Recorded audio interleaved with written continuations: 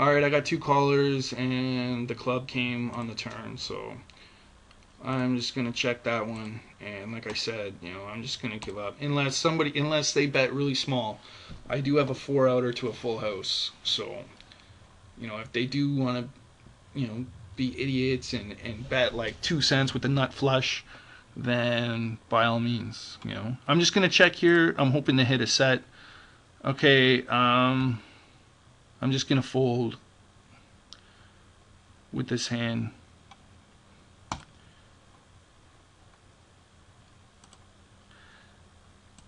I'm gonna open the 5 big blinds. I'm gonna check there. I don't expect to fold any better hands in the pocket fours. Any piece of the board I expect to get called, and I expect to get called by lots of hands that can easily suck out on me. I got a couple limpers here with the pocket fours on this table. I'm gonna over limp. Okay, I got an over pair with the pocket tens. I am going to raise it to 40 cents. And I'm going to check that back. Fold that, fold that. Fold the 8-9 suited under the gun. Fold the 9-10 offsuit.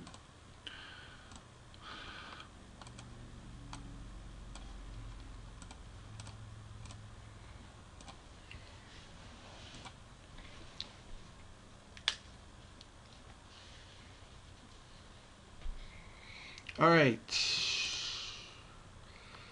Got a limper. He's a typical loose player. Because of his position, I'm going to raise it to only 10 cents there. Because of the stack size, I expect him to shove into me on a lot of flops. So we'll see what kind of flop there is and see if we want to call a shove.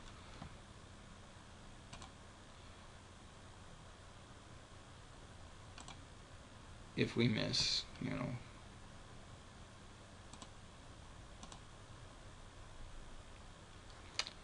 Okay, I'm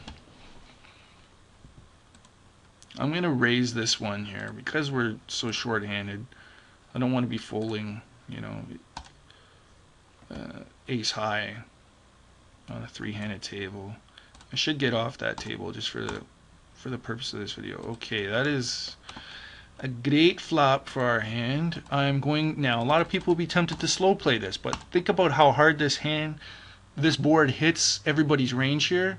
I want to get stacks in by the river, so I'm going to put a quarter in on the flop. It makes it a lot easier that way. We flopped middle pair. I'm going to make a value bet here against this guy. I just made a misclick somewhere. And I'm just going to shove that hand. Set it aside so we can see what happens. And he stacked off with top pair, crappy kicker. So that is the way the deuce plays. You flop a straight and you stack somebody with some kind of piece of the board. So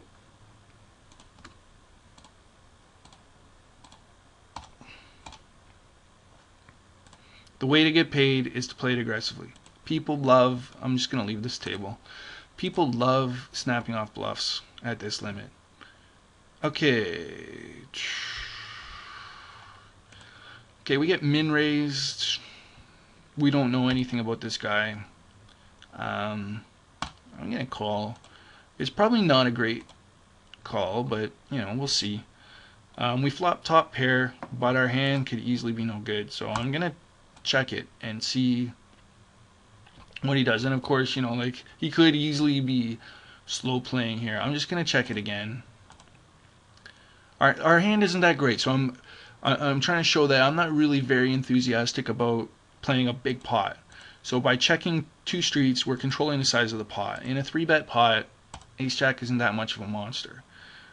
Okay, so he bet half pot on a turn after we check two streets to him. He could easily have a monster there.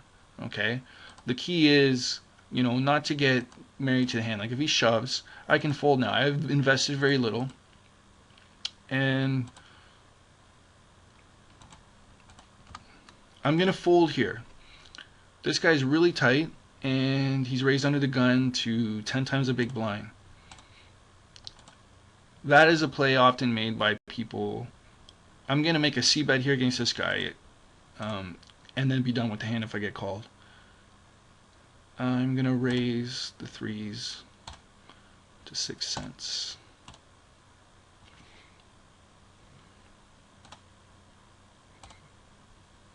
Okay, we get raised, min raised on the flop. This is a situation where, yeah, it's only a min raise. You got to get away from it now.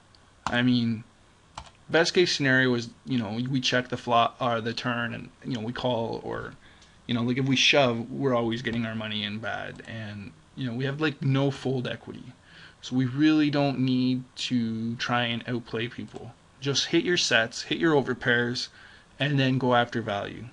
I'm just gonna check here out of position with the 8-9. C-betting at this level has a lot less value than value betting. Most of your C-bets should be for value. So out of position, I'm going to say that maybe this is a weak play I'm about to make, but folding is definitely not bad there. Check folding is not going to be bad because your money comes from value bets. Your money does not come from c-betting and stealing blinds at this level. Okay. We get 3-bet by a player that's been raising almost every other hand, 35%. So I'm going to call, and I'm going to look to get it in if I can hit an ace or a queen. I'm going to raise it to 14 cents. I'm going to raise this one to 16 cents.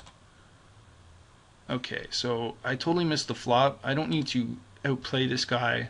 I just have to hit a hand, and that's it. Okay. We flopped middle pair.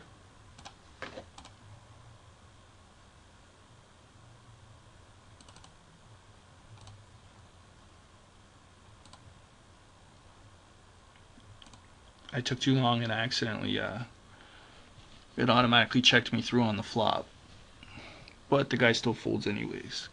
Some of these players will fold to c-bets, and those guys, you should be c-betting.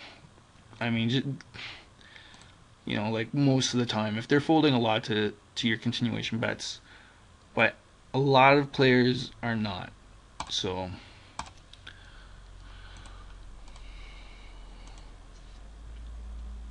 there's just no reason. I'm just gonna leave this table.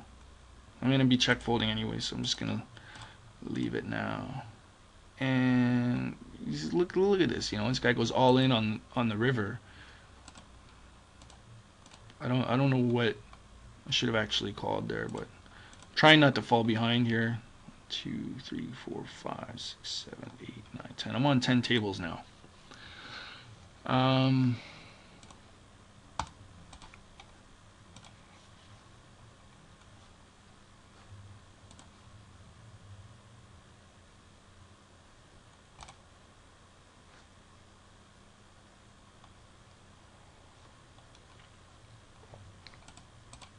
Just looking at how we're doing so far in the session. We've played 201 hands, and we're up $1.76, which is almost, that's almost a buy-in, right? If you're buying in for 100 big blinds, which is fantastic. I mean, like you could literally play really tight. You could 24 table this limit. I mean, I'm barely even like concentrating. I'm playing so few hands.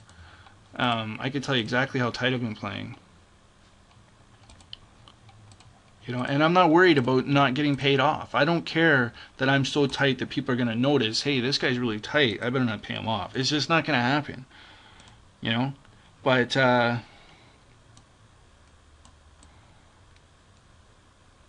actually, I'm playing not all that tight.